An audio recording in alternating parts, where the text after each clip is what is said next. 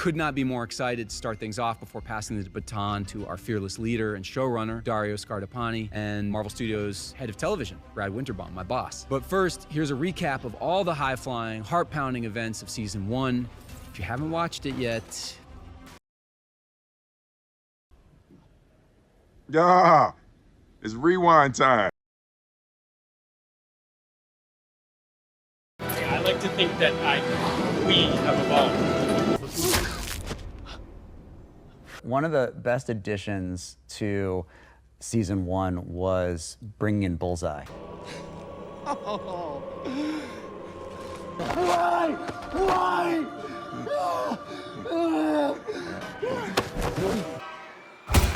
You don't get to destroy who I am! Ouch. But this guy just won't die. Bullseye survives and is arrested, but the whole event is so devastating for Daredevil, losing his best friend, breaking his no-kill code, that he hangs up his mask for good. Matt. Who the fuck is that guy? Who the fuck is that? You know damn well who I am. Who the fuck is that?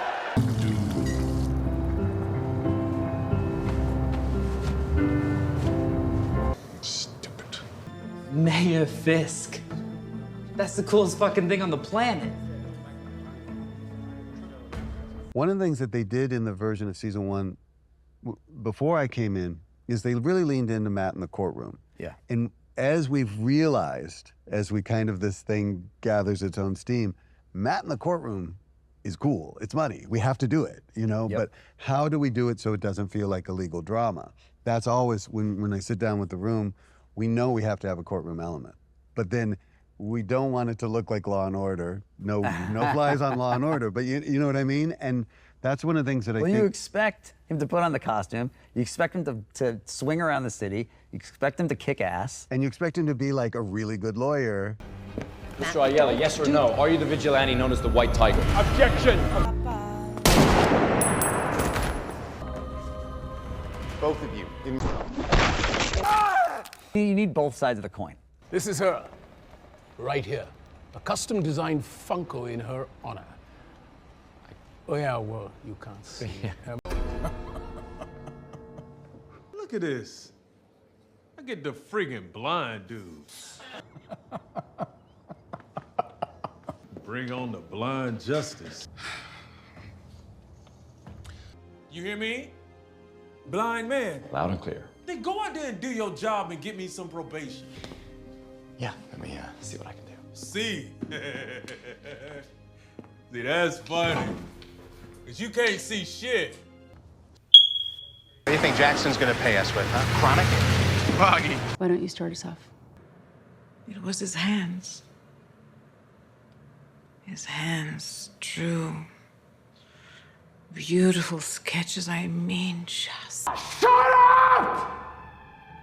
Yes, filling a hole like this, it's not rocket science. And just when you think things can't get any worse, meet Muse. You're not listening to me, Dr. Glenn. The city is finally starting to see me for who I really am. Don't you see that?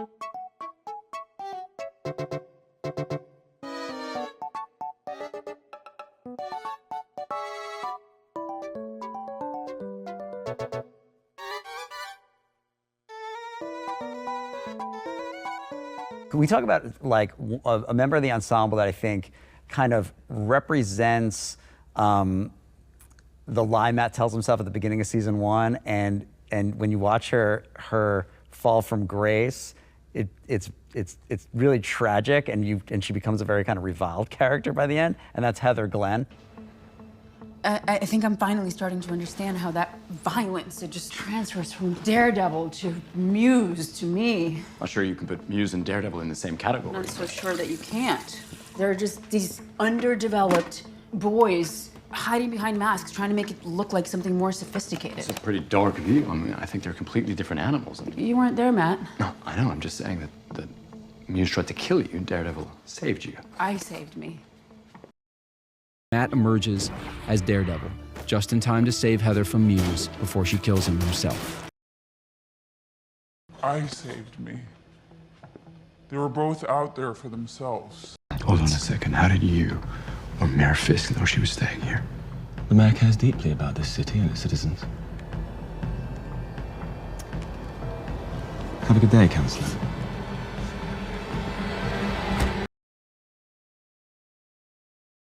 Heather, I'm serious. How do you know You want to him? watch your tone? How do you write women so well?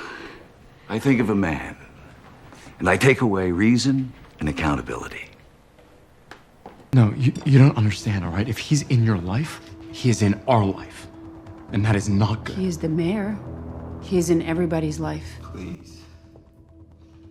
The action climaxes at a lavish mayoral ball where Matt discovers it was Fisk's wife Vanessa that ordered the hit on Foggy, only moments before taking a bullet for Fisk himself, a bullet from Bullseye's gun.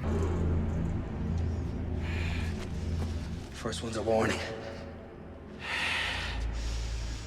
Padre. Karen?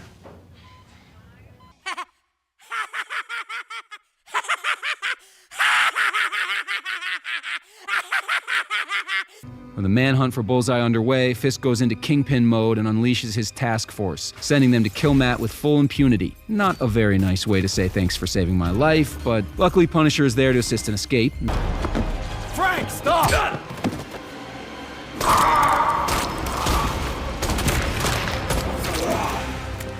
Some serious ass kicking. You're an asshole, Frank. Yeah, I know.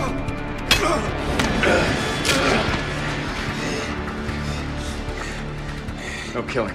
Altar boy. Some serious ass kicking, and it's on the run that Daredevil and a recently returned Karen discover what the Fisks are up to. They plan to use an obscure legal charter to turn the Red Hook port into their own criminal sandbox.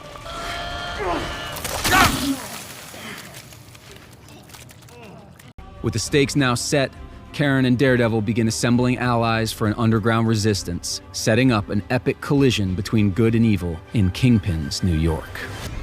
I love New York.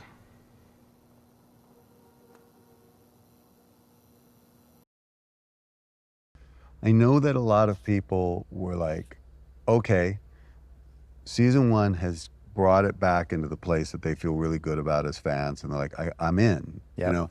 And I feel like we, like you said, we wrote checks. We made promises in season 1 that we've got to pay off in season 2, and I feel pretty good about how we're doing. I feel very good about it. I'm so excited for people to see it. Appreciate you, you give me a minute like this. It's an honor to meet you.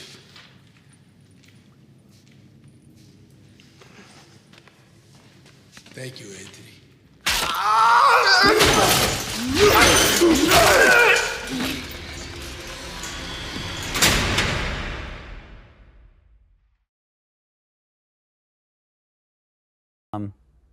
Well, that was great. Have a good time. Thank you all for joining us for a look back at season 1 of Daredevil Born Again. So excited for you to see season 2, to see what Dario's been cooking up in the laboratory with his writers.